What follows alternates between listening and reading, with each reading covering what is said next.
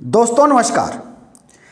10-12 दिन पहले हमने बनारस के एक कथित पत्रकार को लेकर के वीडियो बनाई थी।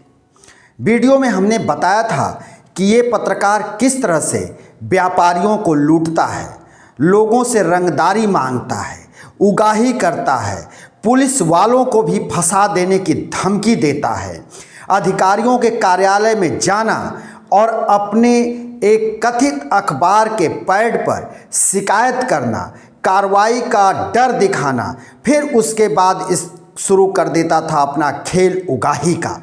जी हाँ, वो है ये अमित मौर्य जो आपके स्क्रीन पर दिख रहा है। ये फर्जी पत्रकार है, ये कथित पत्रकार है, पत्रकारों के बीच में छुपा हुआ ये भेड़िया है।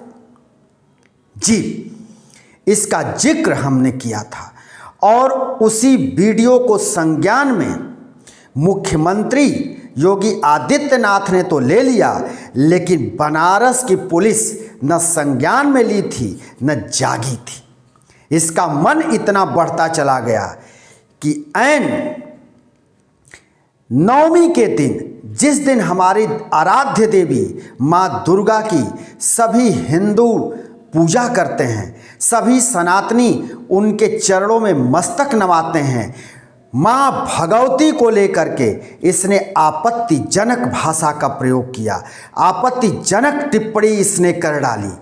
ये मनबढ़ पत्रकार, इसकी जो है इतनी हैसियत, इतनी हिम्मत हो गई कि इसने उस वीडियो को भी इसने जारी कर दिया, पब्लिक कर दिया, जिसमें कि हमारी आराध्य देवी माँ दुर्गा को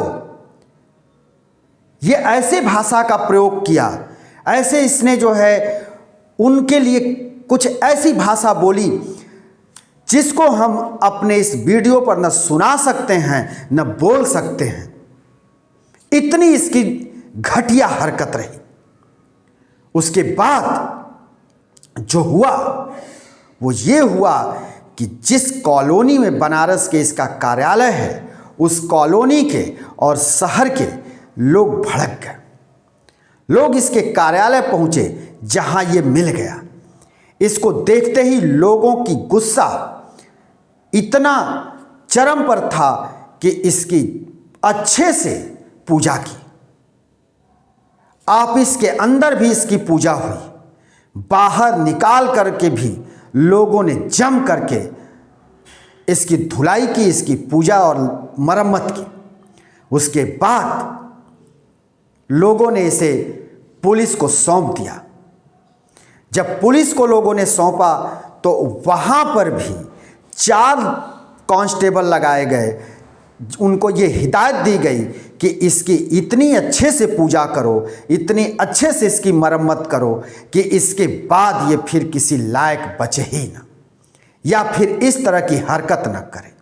जी, लेकिन इस हरकत के पीछे और इसके मन बढ़ई के पीछे कहीं न कहीं बनारस की पुलिस और प्रशासन भी दोषी है। इसका मन बढ़ाया बनारस के पुलिस ने, बनारस के थानों से इसके मन बढ़े, अधिकारियों ने इसका मन बढ़ाया। इसके कार्य का किसी ने जांच नहीं कराया, किसी थाने को इसका जांच नहीं सौंपा गया, एलआईयू ने निष्पक्ष इसके बारे में रिपोर्ट नहीं लगाया और बनारस के तमाम पत्रकारों को की गरिमा गिरती जा रही है और गिरती जा रही थी। इस तरह के लोगों के चलते, इस तरह के जो बेईमान बैठे हुए हैं, पत्रकारों के ढाल के पीछे छुपे हुए हैं और इस तरह की अपनी गतिविधि को ये जारी रखे हुए हैं, ऐसे ही लोगों के चलते पत्रकारों की लगातार शाख गिर रही है। लेकिन जगत जननी माँ दुर्गा ने उस बात को सुन लिया जब उनके ऊपर इसने अभद्र टिप्पणी की। माँ दुर्गा की कृपा से ये रंगबाज और उगाही करने वाला फर्जी पत्रकार आज सलाखों के पीछे पहुंचा। माँ दुर्गा ने इसको सलाखों के पीछे पहुंचाया। जिस कार्य को बनारस के अधिकारियों को, प्रशासन को, शासन को और पुलिस को कर देना चाहिए था, उस काम को मां दुर्गा ने बखूबी किया। प्रशासन और पुलिस तो इसको सह दे रही थी, बरसों से इस तरह के ये गतिविधि में संलिप्त था, लेकिन इसका कोई बाल बाका नहीं कर रहा था। ये कहता था भीड़ में कि पुलिस भी हमारी कुछ नहीं बिगाड़ सकती, हमारा तो कोई कुछ नहीं बिगाड़ सकता। लेकिन ये पिछले दिनों इसका हौसला इतना बढ़ गया कि हमारे मुख्यमंत्री योगी आदित्यनाथ और प्रधानमंत्री नरेंद्र मोदी को भी लेकर के ये अमर्यादित भाषाओं का ये प्रयोग करने लगा। इसके हौसले इतने बुलंद होने लगे जैसे अब इसके सामने कोई है ही नहीं। ऐसे ऐसे भाषा का ये प्रयोग करता था जिस भाषा को सभ्य समाज में कभी किसी तरह से स्थान नहीं मिलेगा, और ना हम इस तरह की भाषा का प्रयोग करेंगे और ना आपको हम सुनवाएंगे, ना इसकी वीडियो चलाएंगे। हम अपने दर्शकों को बता दें कि ये पुलिस की भी मुखबिरी करता था। इतना ही नहीं, ये धड़ल्ले से इसके पहले रहे बनारस के जिला अधिकारी कौशल राज जी के भी चेंबर में जाता था और व्यापारियों के एक फर्जी एप्लीकेशन लगाता था। उस फर्जी एप्लीकेशन से व्यापारियों से को नोटिस जारी हो जाती थी। मौजूदा जिलाधिकारी महोदय के पास भी ये जाता रहा, वहाँ से भी नोटिस जारी होती रही, लेकिन किसी ने ये नहीं सोचा कि जो इस तरह की शिकायत कर रहा है उसके पीछे क्या राज है, वो कौन है, वो उसकी गतिविधि क्या है, क्या एलआईयू से कभी उसके बारे में जानकारी अधिकारियों ने ली? नहीं ली। थानों में जाता, एसओ के साथ बैठकर चाय लड़ाता, कभी ने किसी ने इसको संज्ञान नहीं लिया। पिछले दिनों ट्रांसपोर्ट ट्रक एसोसिएशन के अध्यक्ष ने इसके ऊपर उगाही का, रंगदारी का लालपुर थाने में मुकदमा दर्ज कराया। मुकदमा 386 के अंतर्गत दर्ज हुआ। अगर मेरे वीडियो को संज्ञान में बनारस की पुलिस ली होती तो ये फर्जी पत्रकार अमित मौर्य उसी वक्त सलाखों के पीछे पहुंच गया होता और नवमी के दिन, जो हमारी आराध्य देवी का दिन होता है, उस दिन ये देवी के ऊपर टिप्पणी नहीं कर पाता। लेकिन पुलिस महकमा ऐसा नहीं किया और इसके हौसले बढ़े थे और ऐन नवमी के दिन माँ दुर्गा को लेकर के इसने अमर्यादित भाषा का प्रयोग कर दिया। इतना ही नहीं, जिस दिन नवरात्र की शुरुआत हुई थी उस दिन इसने ऐसे थाली में ऐसे खाद्य पदार्थ को दिखा करके इसने अपने फेसबुक पोस्ट पर पोस्ट किया जिसे किसी भी हिंदू व्यक्ति या हमारे सनातन धर्म कभी माफ नहीं कर सकता।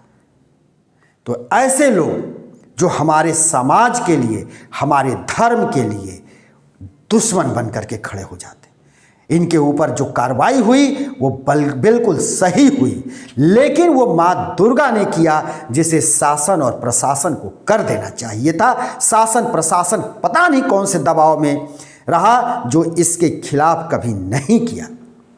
ऐसा ही नहीं, इसके कई गुर्गे इस शहर में हैं, कई लोगों से इस तरह का ये कार्य करवाता है, जिसमें इंग्लिशिया लाइन के एक विशाल सिंह का नाम आ रहा है, जिसके कहने पर, जिसके ये ग्रुप में ये भी व्यक्ति लिप्त है, संलिप्त है, इसकी भी पुलिस को जांच निष्पक्षता से करनी चाहिए। उधर गिरजा शंकर जायसवाल नाम का एक व्यक्ति जो शहर के अंदर व्यापारियों को टारगेट करता था, सराफा व्यवसायियों को टारगेट करता था, होटल व्यवसायियों को टारगेट करता था, वो पिछले कई महीनों से सलाखे के पीछे है।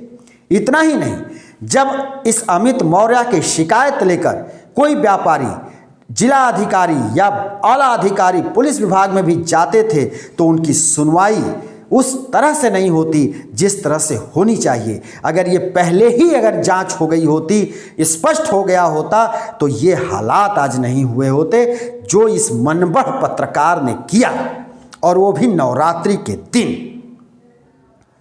जी, ये फर्जी IGRS पोर्टल पर शिकायत का ये एक हवा दिखाता था और फिर शुरू कर देता था व्यापारियों को लूटने का कार्य, उनसे रंगदारी वसूलने का काम, उनको फंसा देने की देता था धमकी। ये इसके काम थे और ये बरसों से चल रहा था। लेकिन जब पाप का घड़ा भरा तो फिर ये होना ही था जो माँ दुर्गा के लिए इसने शब्दों का प्रयोग किया।